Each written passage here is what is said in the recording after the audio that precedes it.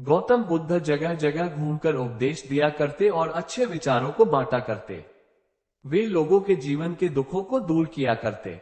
उनकी बातों को सुनकर लोग बहुत खुश हो जाते, इसीलिए लोगों उन्हें बहुत पसंद किया करते थे। लेकिन कुछ ऐसे भी लोग थे जो गौतम बुद्ध से ईर्ष्या करते थे। एक बार गौतम बुद्ध अपने शिष्यों के साथ भ्रमण कर रहे थे कि तभी एक व्यक्ति उनके पास आया और उन्हें उल्टी सीधी गालियां देने लगा और उन्हें ढोंगी बोला। ये सब सुन लेने के बाद भी महात्मा बुद्ध ने कोई प्रतिक्रिया नहीं दी, वे शांति और चुपचाप रहे।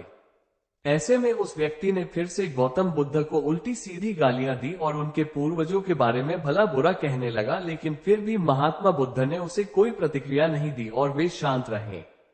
ये सब देखकर उनके शिष्य और आसपास मौजूद लोग अचरज में थे कि महात्मा बुद्ध उस व्यक्ति को कोई जवाब क्यों नहीं दे रहे।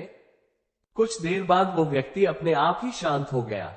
उसके शांत हो जाने के बाद बुद्ध ने कहा, अगर कोई हमें तोहफा देता है तो ये हमारे ऊपर है कि उसे हम लेते हैं या नहीं।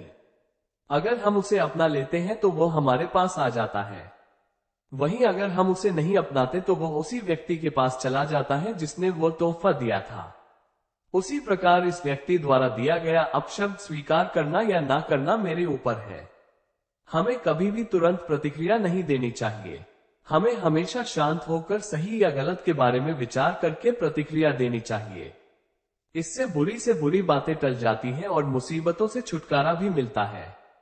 बुद्ध की यह सब बातें सुन लेने के बाद वो व्यक्ति शर्मिंदा हो गया और तुरंत बुद्ध के चरणों में गिर गया और उनसे माफी मांगने लगा।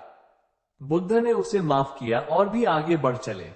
शिक्षा कुछ भी स्वीकार करना या ना करना हमारे ऊपर है, इसीलिए हमें जीवन के लिए अच्छी चीजों को स्वीकार करना चाहिए और वहीं ऐसी चीजों को अस्वीकार करना चाहिए जो हमारे जीवन के लिए अच्छी नहीं है। इस कहानी से हमें ये भी सीख मिलती है कि जरूरी नहीं कि दूसरे द्वारा किया गया अपमान सच में आपका अपमान करता हो। आप अपमानित तब होते हैं जब आप अपनी प्रतिक्रिया देते हैं। अगर आपका कोई अपमान करे तो उसे आप एक अच्छी प्रतिक्रिया दीजिए। ऐसा करने से आपका अपमान नहीं होगा, लेकिन अगर आप बुरी प्रतिक्रिया देंगे तो इससे आपका अपमान होना तय है।